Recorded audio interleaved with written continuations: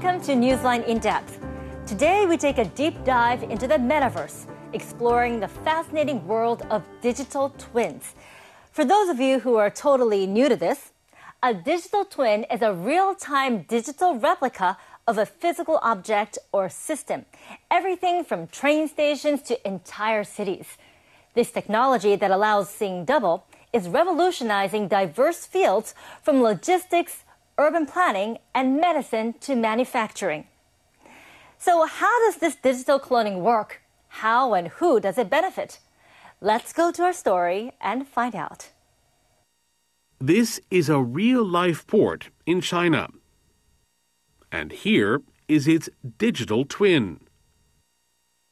The virtual reproduction shows the movement of every truck and the location of nearly 100,000 containers, all in real time.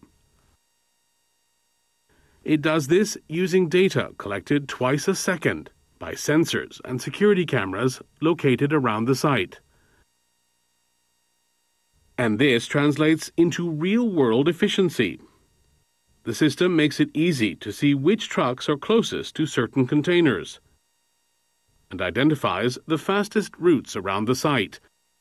According to port officials, overall income has shot up by 30% since the digital twin was introduced. Over in Japan, a video game company is playing a key role in the emerging industry. The Tokyo-based firm specializes in computer graphics. It has produced lifelike visuals for countless games.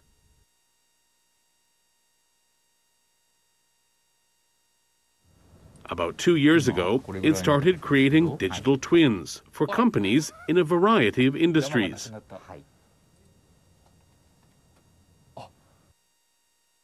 This one reproduces conditions on a Tokyo street. It was requested by a major automaker that's working to develop self-driving technology. Autonomous driving systems rely on AI to avoid road hazards. To improve accuracy, the technology must be tested multiple times under various conditions. In the real world, this is expensive and time-consuming. But with a digital twin, weather conditions and time of day can be changed instantly. The system can even simulate worn-out road markings, something the AI has trouble picking up on in the real world. It reproduces the kind of deterioration that's likely to occur in real life. While the digital twin doesn't completely remove the need for real-world tests, it has streamlined the AI development process and is spurring progress in the self-driving field. The possibilities keep expanding. It's tough, but exciting.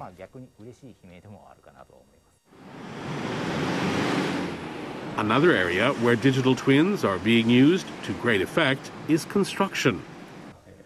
They are helping companies overcome labor shortages, which have been a persistent problem in the industry. This firm had a digital twin made for a building it's still in the process of constructing. The system allows company officials to check if everything is proceeding according to plan, without ever leaving the office. Right now, we mainly rely on human labor, but by using digital twins, we can save on travel time. One person will be able to monitor multiple projects, which will improve efficiency significantly. Joining us now is our reporter Machida Keita, who covered this story. Welcome, Keita. Hi, Aki. So first of all, wow, it's just amazing what this technology can do.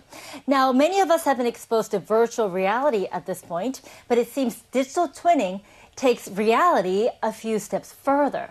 Tell us more. Sure. The major differences between virtual reality and digital twins are Digital twins can reproduce more accurate, realistic spaces. They can process unbelievably enormous amounts of data, and they do this in real time. This is a huge thing. So this technology is proving to be quite useful and showing a lot of potential. And it seems now gaming companies are seriously getting in on the digital twin action. That's right. The gaming industry has its eye on the future of digital twin technology. A major American game company is expanding into non-gaming fields by snapping up companies with 3D building scanning software. In the near future, the pecking order of the industry will likely be reassessed, and perhaps the gaming company will come out on top. Now, digital twin technology is already streamlining the manufacturing industry. These days, it's also being embraced in urban development as a powerful way of planning and building cities from design to management. This 40-story office tower in Tokyo's Minato ward houses many companies and restaurants. Approximately 14,000 people come through its doors on weekdays. Their movements are monitored by some 1,400 sensors and cameras installed around the building and reproduced in real time by the building's digital twin. Traditional security camera systems require an operator to constantly keep track of multiple monitors. But the digital twin offers comprehensive coverage with no blind spots at just a glance. The system is jointly operated by a major real estate developer and a tech firm. They use it to identify potential problems before they occur. Security guards recently put the digital twin through a trial run. They used the system to quickly locate points in the building that were getting crowded.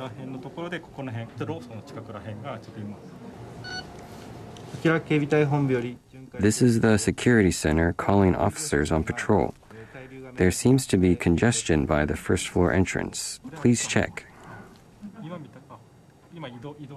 The digital twin also keeps track of the locations of security guards, so the ones closest to a problem are sent to address it. I'll go right away.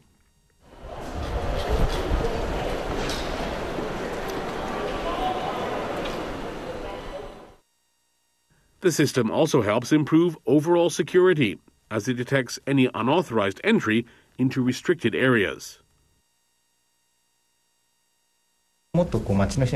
We are considering what services would encourage more people to use the facility.